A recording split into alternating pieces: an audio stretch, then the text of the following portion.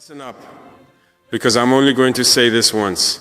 My name is Ibrahim Traoré, President of Burkina Faso, and I'm here to tell you something that's been burning in my heart and in the hearts of millions across Africa.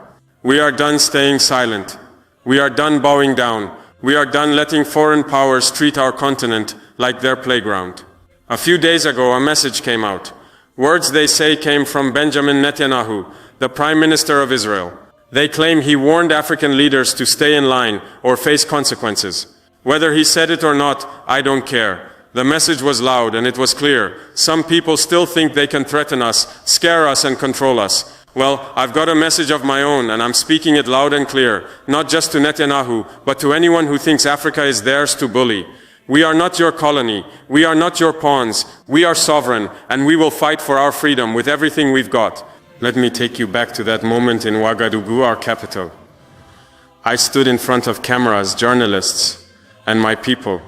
The room was packed, and you could feel the tension in the air. Everyone was waiting to see what I'd say. I didn't have a script. I didn't need one. When you're speaking the truth, the words come straight from the heart. I looked into the camera, and I spoke directly to Netanyahu. I said, we are no longer colonies.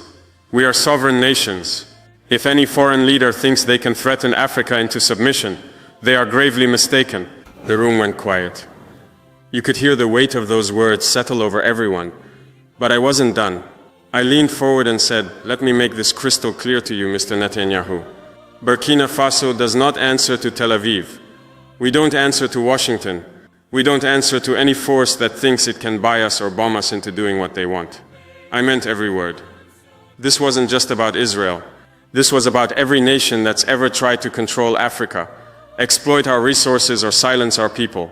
I ended with a warning. If you come for one of us, you come for all of us.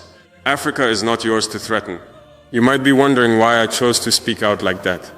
Why not stay quiet like so many leaders before me? Why not send a polite letter or make a phone call behind closed doors? Because that's not who I am. That's not what Burkina Faso stands for anymore. And that's not what Africa needs. For too long, our continent has been treated like a place where powerful countries can do whatever they want. They've taken our gold, our diamonds, our oil. They've drawn lines on our maps, split our people apart, and told us how to live.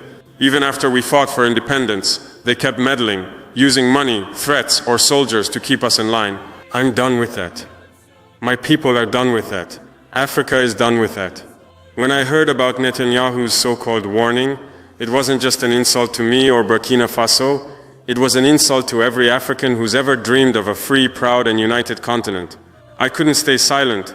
Silence is what they expect from us. They expect us to be afraid, to bow our heads, to say yes, sir. But I'm not that kind of leader. I'm here to fight for my people, for our dignity and for our future. And I know I'm not alone. After I spoke, something incredible happened. My words didn't just stay in that room in Ouagadougou. They spread like wildfire. People started sharing the video of my speech on X, Telegram, WhatsApp, everywhere. Within hours, millions of people had seen it. Not just in Burkina Faso, but across Africa and beyond. Young people in Mali, farmers in Niger, students in Guinea, activists in South Africa. They all heard my voice and they felt it. They weren't just listening to me, they were hearing their own hopes, their own anger, their own dreams. In Mali, my brother Colonel Assimi Goïta shared the clip on social media. In Guinea, Mamadi Doumbouya stood up and said he's with me. Across Telegram groups, people started using hashtags like Africa will not bow and we stand with Traoré. Those words weren't just slogans, they were a battle cry. They were a sign that Africa is waking up. We're not just a bunch of countries anymore. We're a family. And when one of us is threatened, we all stand together. Let me tell you what sovereignty means to me. It's not just a fancy word you find in books. It's the right to make our own choices. It's the right to say who comes into our land, who takes our resources, and who we work with. It's the right to stand tall and say, this is our home, and we decide what happens here. For too long, foreign powers have treated Africa like a chessboard. They move their pieces, soldiers, money, companies, and expect us to sit quietly while they play their game. Not anymore. In Burkina Faso, we're taking back control. We're saying no to foreign bases on our soil. We're saying no to deals that leave our people poor while others get rich. We're saying no to threats that try to scare us into submission. And we're not alone. Across the Sahel, Burkina Faso, Mali, Niger, we're building an alliance. We call it the Sahel Alliance, and it's about standing together, protecting each other, and building a future where Africa calls the shots. You might be thinking, haven't African leaders said things like this before? Sure, some have, but this moment feels different. Why? Because the world is changing and Africa is changing with it. For years we've been told to wait our turn, to follow the rules set by others. But now we're writing our own rules. France used to have a tight grip on countries like... Lovely viewers, welcome to AMF4 TV. My name is Richard Che. I hope you are fine. Okay, we are talking about how African leaders has to be united by this an influential leader, Burkina Faso President Ibrahim Traoré. There is a video on social media, especially on our handles, that we have to share to you for you people to comment on it, on how statements he has been making all these days.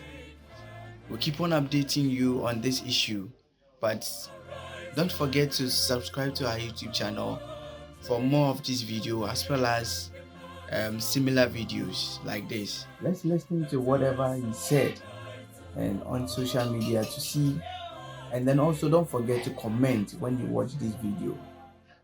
Kindly also not forget to subscribe to our YouTube channel, share this video for people to also watch and like us. Countries like mine, they had military bases, controlled our economies and acted like they owned us, but we pushed them out. Mali did it, Niger did it, Burkina Faso did it, and we're not stopping there. When I spoke out against Netanyahu, I wasn't just talking about one man or one country. I was talking to every nation that's ever looked at Africa and seen a place to exploit. I was talking to the leaders who think they can scare us with sanctions, bombs, or angry words. I was telling them that Africa is rising and we're not afraid anymore. My speech wasn't reckless, it was necessary. It was a reminder to the world that we're not just here to survive, we're here to thrive, to build, to lead. You know what's interesting? After I spoke, Israel's government didn't say a word. No response, no statement, nothing. That silence speaks louder than any speech. It tells me they weren't ready for someone like me to stand up and call them out. They're used to African leaders who stay quiet, who play nice, who don't make waves. But I'm not here to play nice. I'm here to tell the truth, no matter who it makes uncomfortable. The Western media, they barely touched the story. They didn't want to give it airtime because it doesn't fit their narrative. They want to keep painting Africa as a place that's weak, divided, and dependent. But we're changing that narrative. Every time someone shares my speech, every time a hashtag trends, every time another African leader stands with me, we're rewriting the story of our continent. We're showing the world who we really are. I didn't set out to become a symbol. I'm just a man from Burkina Faso, fighting for my people. But when I look at the messages pouring in from young people, from elders, from mothers and fathers across Africa, I realize this is bigger than me. People are calling me a voice for the continent, a symbol of defiance. They see me standing up to a powerful leader like Netanyahu, and it gives them hope. It reminds them that we don't have to live in fear. I'm not doing this for fame or attention. I'm doing it because I believe in Africa. I believe in our strength, our history, our future. I believe in the dreams of our ancestors who fought for freedom. I believe in the young people who are ready to build a new Africa, one where we don't beg for scraps, but sit at the table as equals. Let me tell you about this Sahel Alliance, because this is where the future starts. Burkina Faso, Mali, Niger, we're coming together, not just as neighbors, but as brothers. We're building a partnership that says, if you attack one of us, you attack all of us. We're sharing resources, sharing ideas, sharing strength. We're showing the world that Africa can stand on its own 2 feet. This isn't just about fighting off threats, it's about building something new. We want schools where our children learn our history, not someone else's. We want hospitals that save lives, not empty buildings. We want economies that lift up our people, not foreign companies that take our wealth.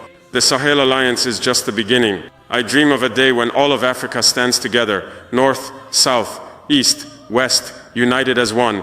To the leaders out there who still think they can control Africa, hear me now. Your time is up.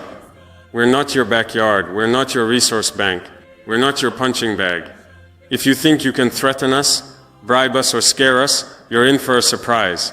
Africa is waking up, and we're remembering who we are. We're the children of kings and queens, warriors and builders. We're the future, and we're ready to fight for it. To my African brothers and sisters, This is our moment. Don't be afraid. Don't let anyone tell you we can't do this. Share this message. Stand up in your communities. Demand your rights. Support leaders who fight for you, not for foreign interests. Together, we can build an Africa that's strong, proud, and free. Some people might say my words were too bold, too risky. They might say I'm picking a fight we can't win. To them, I say, staying silent is the real risk. Letting others walk all over us is the real danger. I spoke out because I believe in my people. I believe in our right to live free, to make our own choices, to shape our own future. If that makes some people uncomfortable, so be it. I'm not here to make friends with those who disrespect us. I'm here to fight for what's right. Welcome back. I hope you watched the video and I hope you've taken note of whatever statements he made in the video.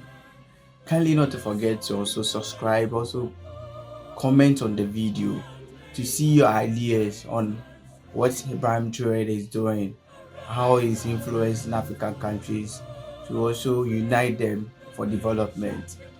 AMF4 TV has a lot of pack as this issue is concerned.